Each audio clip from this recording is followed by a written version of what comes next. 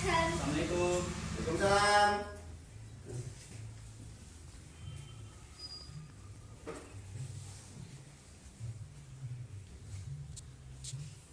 Masuk.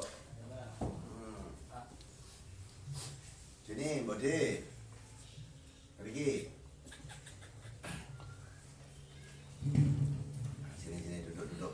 Nah, sana masuk sini, Nak. Gak apa-apa, Nak. Sini ya sih.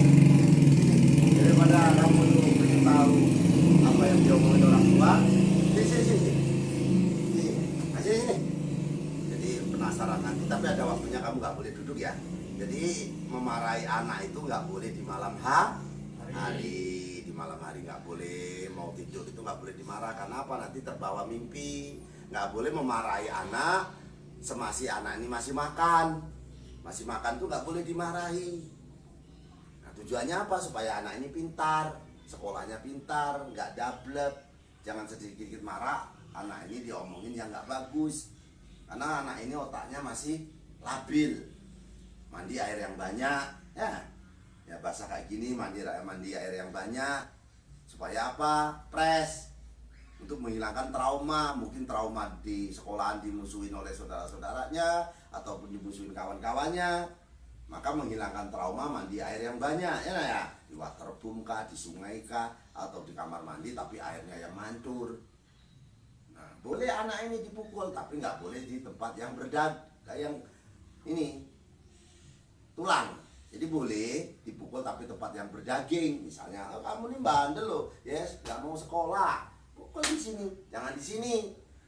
Nah, ini tujuannya supaya anak ini otaknya scan, otak besar, otak kecil, fungsinya banyak. Di sini banyak saraf, paham semua? Nah, ini yang perlu saya ingatkan ke kamu, kalau mukul adiknya nggak boleh di tempat yang bertulang, pukulan tempat yang berdaging. Nggak mau ngaji kepuk sininya, itu dipukul Pak, pukul pantatnya, ya. Nah, sekarang ini Bapak mau membahas masalah orang tua. Kamu masa dengerin omongan orang tua? Udah main nanti otaknya belum mampu. Jadi begini anakku, yang perlu Mbak Kliwon sampaikan dalam mencari rezeki. Kemarin kan membahas yang kemarin banyak keluhan bahwa mencari rezeki itu sulit. Memang sudah zamannya anak ini, dunia ini sudah tua. Maka harus kita pintar-pintar menyiasati. Caranya seperti apa? Bangun di pagi hari. Orang yang dinilai orang sukses itu bukan karena begadangnya, tapi orang yang sukses itu karena dia bangunnya di pagi hari. Setelah di pagi hari jangan tidur kembali. Kadang-kadang banyak orang habis sholat subuh malah tidur lagi. Tidak seperti itu kalau mau sukses. Bukan karena sedekahmu, bukan karena doamu, tapi karena bekerjamu. Ditambahi doa, insya Allah, karena goib ini ada. Ini yang saya sampaikan ke kamu semua yang ada di sini. Kalau mau mencari rezeki seperti itu, bangunlah di pagi hari, jangan meludah di depan pintu, jangan juga meludah di depan dagangamu. Nah, ini yang dagang-dagang jangan meludah depan dagangamu, jangan membelakangi dagangamu. Karena mbah ini sudah tua, banyak mbah ini, ya ini bukan mbah ini pinter. Menawarkan dagangannya misalnya nih, mohon maaf nih di sini. Beli bu, jangan. Pak, silakan beli Pak. Ini Pak, barang saya Pak. Silakan dibeli. Karena apa? Pak Amali. Walaupun tidak berdosa, tapi itu kalau dilakukan insya Allah rezekimu pun akan banyak. Jadi jangan membelakangi daganganmu. Ada orang gotong mayat nih, kita nggak kenal waktu kita belanja nih. Hindari. Nah, ini kalau bicara soal hantu, soal goib, ibu-ibu, mas-mas yang ada di sini, dengan ayat kursi ataupun dengan gulu geni pun makhluk halus itu pergi. Dengan azan saja pergi.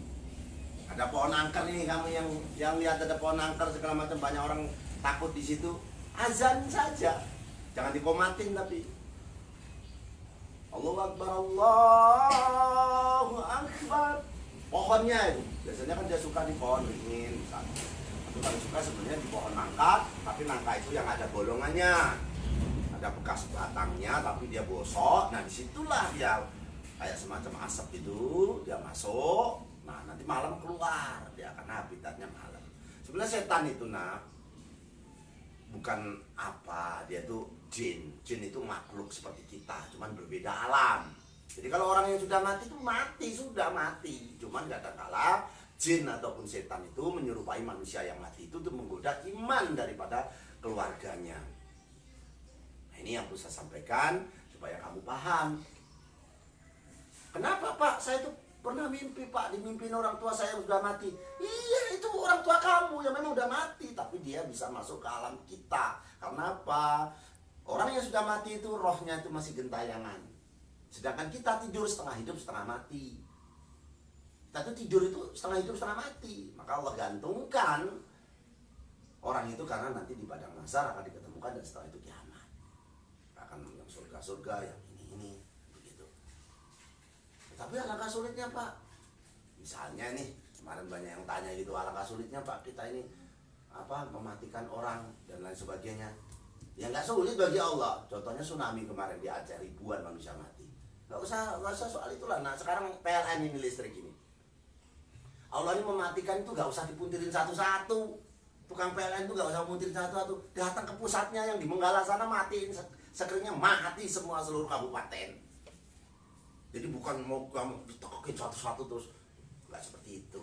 Dan kenapa kok ada malaikat pencatat kebaikan, malaikat pencatat kejahatan? Ya karena akan dipertanggungjawabkan semua pekerjaan kita. Malaikatnya ada 2, longkar dan nangkir seperti itu. Tujuannya yaitu Allah itu begitu sempurnanya. Jadi ini ngantur ya bahasa Mbah ya. Jadi intinya yang jelas nih, seandainya air lautan itu dirubah menjadi tinta, ini menjadi tinta, ini dirubah buat pulpen, buat spidol nulis ikan water, ikan teri, ikan, nggak cukup. Begitu banyaknya ciptaan Allah itu, begitu banyaknya di dunia ini. Bukan hanya di Indonesia, di dunia bahkan ada yang belum ada namanya. Makanya saya ini tekankan kepada kalian, nggak mungkin meja ini ada di sini tanpa ada pembuatnya. Ada yang orang-orang luar negeri bilang bahwa manusia ini tercipta dengan kebetulan. Tidak ada yang kebetulan.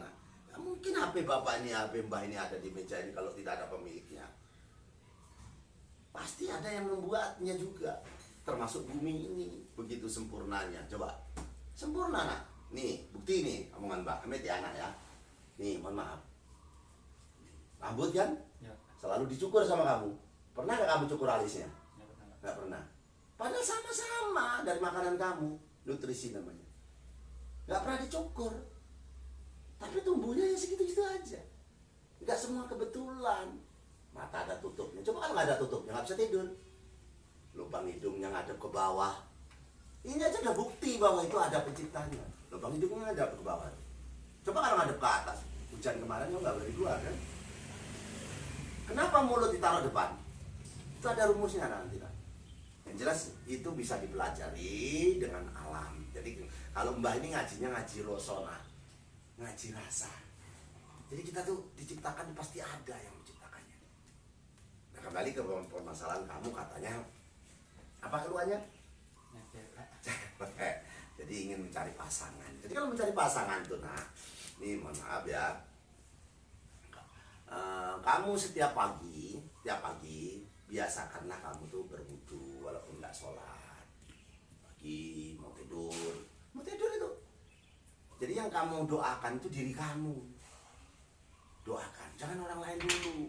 Ya Allah terima kasih saya masih bisa napas ya Allah, Al-Fatihah. Diri kita ini kita isi. Kenapa di sekolahnya ada namanya sehat jasmani dan rohani? Jasmaninya sehat kita olahraga, rohaninya sehat karena bersekolah ilmu. Nah, sehat jasmani begitu juga kamu, rohnya diisi dengan apa? Dengan doa-doa. Karena Allah ini tidak butuh pulsa. Karena Allah ini yang membuat manusia, menciptakan pulsa. Tidak butuh pulsa. Allah tidak butuh makanan. Allah yang menciptakan tumbuh-tumbuhan. Nah ini kembali ke kamu. Kalau tadi masalah kamu tuh ingin mencari pasangan, yang kamu lakukan pertama sering-seringlah wudu. Karena apa? Air wudu itu membuka daripada mukamu supaya mudah enak dilihat, bukan mudah dilihat.